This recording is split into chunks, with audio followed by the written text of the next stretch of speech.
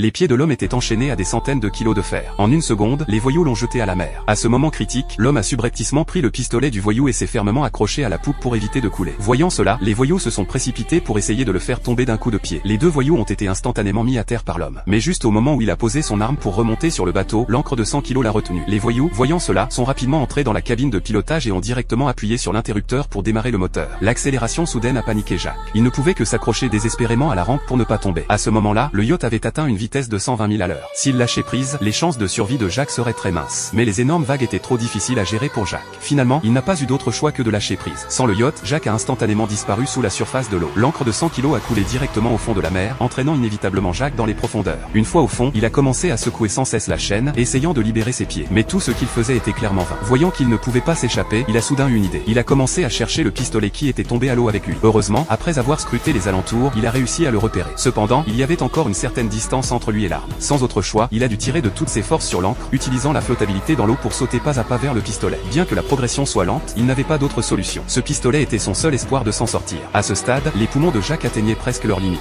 Heureusement, il était arrivé à l'emplacement de l'arme. Sans prendre le temps de réfléchir, il a immédiatement ramassé le pistolet, puis a rapidement écarté ses pieds. Ensuite, les yeux grands ouverts dans l'eau, il a visé. Après s'être assuré de son angle, il a rapidement appuyé sur la détente en direction du verrou sur la chaîne à ses pieds. Heureusement, au dernier moment, il a réussi à briser le cadenas et, utilisant son dernier souffle, il a nagé de toutes ses forces jusqu'à la surface. À ce moment-là, l'énergie de Jacques était presque épuisée. Mais il a aperçu au loin une planche en mousse. Pour survivre, il n'a eu d'autre choix que de nager vers elle. Après avoir réussi à la serrer contre lui, Jacques a ainsi dérivé à la surface pour récupérer. À ce stade, l'homme avait presque épuisé son énergie. Mais par chance, un yacht arrivait au loin. Il a désespérément fait signe au yacht pour demander de l'aide. Cependant, non seulement les hommes sur le yacht ne l'ont pas secouru, mais ils se sont même moqués follement de Jacques. Ils ont même sorti un appareil photo pour filmer la situation embarrassante de Jacques. Voyant cela, Jacques s'est empressé de leur faire comprendre qu'il avait soif. Un jeune homme au bon cœur lui a lancé une canette de coca. En voyant Jacques boire le coca dans cet état, les quelques personnes qui avaient assez joué ont finalement secouru Jacques à bord du yacht.